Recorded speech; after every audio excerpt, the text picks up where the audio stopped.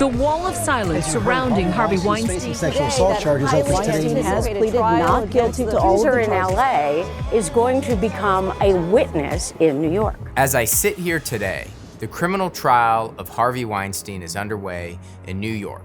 At the same time, there is a civil case focused on his decades of abuse in Los Angeles that has reached a tentative settlement agreement for $25 million. So how does this all happen at the same time? That's what this episode is focused on. We're gonna take a look at the differences between the criminal justice system and the civil justice system while we focus on some of the facts and circumstances with Harvey Weinstein. You may not even know this, but if you're living in the United States, there are two different legal systems that are governing your world. There's a criminal system and there's a civil system. To look at the basic difference between the criminal system and the civil system, we're gonna look at four basic categories: the law, control, outcome, and burden of proof. First, let's talk about the law. The criminal system is developed by code. Legislators, congresspeople from individual states come together and they write what they want the criminal code to be. Civil laws have developed mostly over time by judges. So when we're looking at the Harvey Weinstein case, it's important to note that in New York, that's a criminal system. The district attorneys that are deciding to bring this case have essentially a menu of laws within the state of New York that they get to choose from. And their choice in this case was rape, sexual assault, and sexual predatory behavior. For a civil case, that's going to focus on different laws. The focus isn't just on the individual who did something wrong. It isn't just about Harvey Weinstein, but it's about systemic wrongs that can be corrected. A production company that allowed this man to continue to abuse and victimize women throughout his career. So why can a civil justice system look to correct systemic wrongs when a criminal justice system doesn't have that same scope? A simple answer is that you can put an individual in jail, but you can't put a company in jail. That brings us to our second topic, control.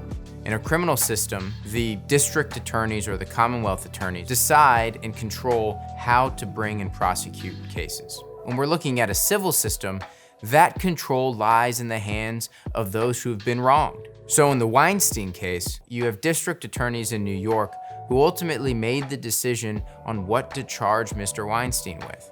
That may be something that the victims agreed with, but ultimately the control and the decision still lies with the district attorney. Back in LA, the civil case isn't being brought by the district attorney or an attorney representing the state. It's being brought by the victims themselves, by attorneys they've hired. Next, we talk about outcome. In a criminal system, the outcome is ultimately jail or no jail. Whereas in a civil system, it's focused on financial compensation. So from a philosophical perspective, a criminal system is focused on punishing the wrongdoer, whereas a civil system is focused on making whole the victim. In New York, the jurors that decide the criminal case will have the power to put Harvey Weinstein in jail, but they won't have the power to financially compensate his victims. That is why you hear about a civil case going on at the same time as the criminal case, because the outcomes and the objectives are different. Which brings us to our last point, the burden of proof.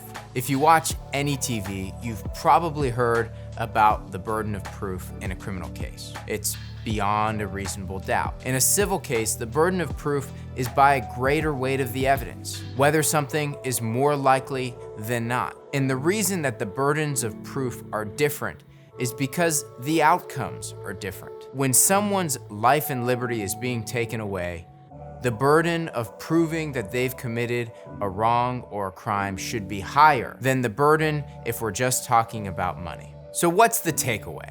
If you or someone you loved has been wronged criminally or otherwise, and the state isn't bringing a case on your behalf, if they're not filing criminal charges, it's important to remember that there's a completely separate legal system that's at your disposal. And you have the option to pursue justice on your own behalf through the civil justice system.